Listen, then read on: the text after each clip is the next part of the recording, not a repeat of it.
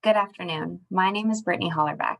I'm a postdoctoral researcher with the Center for Fire, Rescue, and EMS Health Research, part of NDRI USA. I'm also a former firefighter, and I recently graduated with my PhD in kinesiology from Kansas State University. Today, I'm super excited to talk to you guys about some of our research regarding injury among women firefighters. We're going to cover research from two different grants. One is an NIH R21, and the other is a FEMA AFG program study. The first we'll cover is the NIH R21, and it is focused on women in the fire service. We're going to cover the qualitative portion of this study. So, we found 7 themes related to injury when we asked women the question about what are the biggest threats to safety that you feel you face in the fire service. And these are the 7 that came up regarding injury.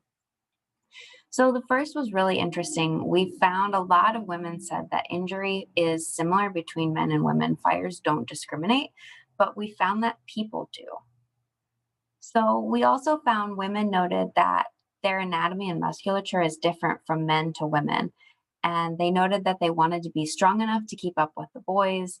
And they also noted that men and women have different strengths. So men might have stronger upper bodies where women might have stronger lower bodies. But they just want to be able to keep up with the men, if not overpass them strength wise. We also found that there was differences in training needs, which could relate to injury. So many women noted that there was a huge gap in fitness training, training for entrance exams like the CPAT or the Cooper's test. These tests are oftentimes meant for men and not for women. So women noted that they had to train differently in order to keep up with the boys or be prepared to do the job. We also found across the board numerous women noted issues with their PPE or personal protective equipment. Gear companies have gotten way better over the years as far as making gear fitted for not only women, but people of shorter stature, smaller stature.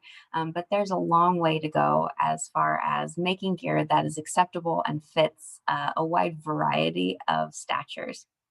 Women also noted issues with lifting techniques. So, guys might try to force equipment where women may have to use a little bit more finesse. But they're also talked about learning different body mechanics and trying things in a different way. So, the fire service is quite traditional. And women noted that they had to bring up new ways of training or new ways of accomplishing kind of a normal task to be able to get it done. And oftentimes, after a training, a smaller stature male might come up to a woman who led the training and say, "Hey, can you show me that technique again? That was really great." So it's kind of cool to hear that these things are happening. Two things that I thought were really interesting as they relate to injury were trying to fit in and harassment. At first, I wasn't quite sure how these related to injury, but when you read through the transcripts, it's amazing. Women were saying that they were just trying to fit in as far as doing tasks or not trying to ask for help, and oftentimes that can lead to injury when a task is meant for 2 people or 3 to be completed safely, and a woman is trying to do it on her own just because she doesn't want to look weak.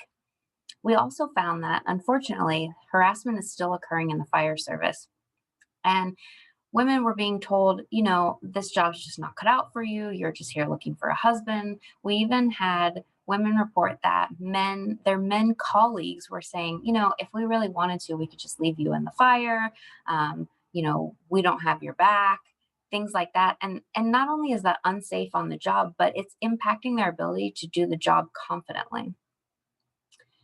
So we also looked at injury by the numbers, and we found that women and men's injury, as far as rates and types of injuries, are very similar. So we have a great graphic here.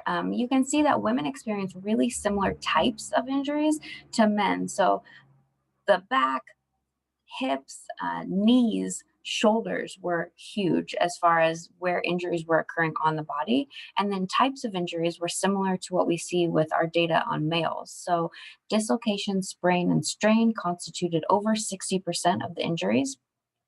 21% were superficial injuries, and 5.5% were fractures. So this is the type of injury just displayed in a different way. You can see those 3 most common types are over there on the left-hand side: the dislocation, sprain, and strain, followed by superficial and open wounds and fractures. Then as far as type of duty, this is also quite similar to the data we have with men. Training duties and then fire and rescue emergency duties make up or constitute the most prevalent as far as where injuries occur on the training or drill ground or in the line of duty, followed by non-fire emergencies and then exercise. Now, this is really interesting. We looked at the significant predictors of injury for women in the fire service. So we looked at anyone who had experienced an injury in the past 12 months, and then we looked at these 7 factors to see if they were related to the odds of sustaining an injury in the past 12 months. What we found was that overweight individuals were 54% more likely to sustain an injury than their normal weight peers. Obese individuals were 73% more likely to sustain an injury than their normal weight peers. Those that were not heavy exercisers were 68% less likely to sustain an injury, which makes sense. If you're sitting on the couch versus working out, you probably are less likely to sustain an exercise injury. As far as substance use goes, smoking, both whether a current or former smoker, both were nearly 70% more likely to have sustained an injury than their non smoking peers. And substance use with alcohol, so those that reported a binge in the last month were 37% more likely to sustain an injury than their peers who had not reported a binge in the last month. Those in the range of concern for depression, according to the CESD, were nearly 70% more likely to have sustained an injury than those not in the range of concern for depression. And when it comes to PTSD, those in the range of concern were nearly 100% more likely to have sustained an injury than those not in the range of concern. And finally, those that noted that they were not satisfied with their job were 45% more likely to have sustained an injury than those that were satisfied with their job. Now, noted, there's definitely some weaknesses here because we can't know whether you were not satisfied with your job because you were injured or whether you were more likely to be injured because you were satisfied with your job. So that's the same with all of these. They're non directional, but there's definitely relationships we want to look into further. Going forward, there are a lot of different things that we want to understand between men and women. We want to look further into injury risk, discrimination and harassment, obesity, substance use, depression, PTSD, and job satisfaction are all links that we want to look further into.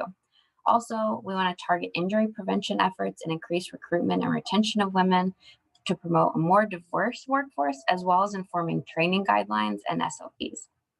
So with that, I yield the rest of my time to questions, and I hope you guys have a wonderful rest of the day.